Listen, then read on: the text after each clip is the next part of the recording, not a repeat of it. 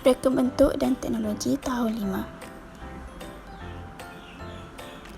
Tema kita pada hari ini ialah teknologi rumah tangga, tajuk Jom Hasilkan Artikel Jahitan. Sebelum menghasilkan artikel jahitan, kita perlu mengetahui langkah dalam proses kerja. Terdapat 6 langkah yang perlu diketahui sebelum menghasilkan artikel jahitan. Pertama, menjanakan idea kreatif. Kedua, melakarkan beberapa reka bentuk artikel jahitan.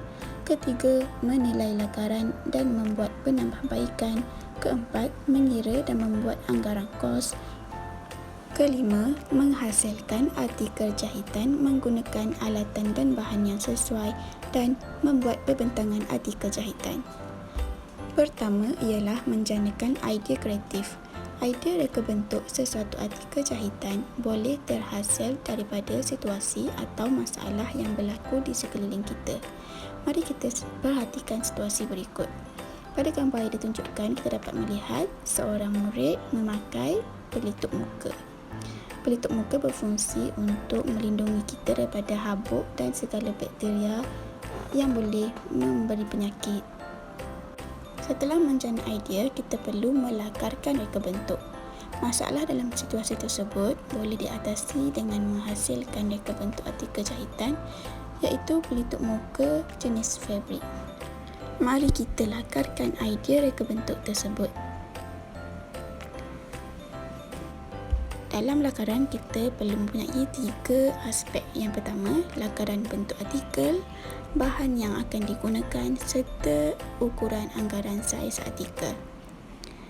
Murid-murid perlu memastikan ketiga-tiga elemen ini terdapat dalam lakaran untuk memudahkan proses menghasilkan artikel. Ini merupakan contoh lakaran pelitup muka. Murid perlu menghasilkan sekurang-kurangnya 2 lakaran jika dilakukan secara individu. Ini merupakan contoh lakaran yang pertama. Murid-murid boleh menghasilkan lakaran sendiri mengikut kreativiti masing-masing. Seterusnya, murid perlu menghasilkan lakaran kedua. Ini merupakan contoh lakaran kedua. Setelah menghasilkan kedua-dua lakaran tersebut, murid perlu menilai lakaran dan membuat penambahbaikan. Jadual yang ditunjukkan merupakan contoh untuk kita menilai lakaran yang terbaik.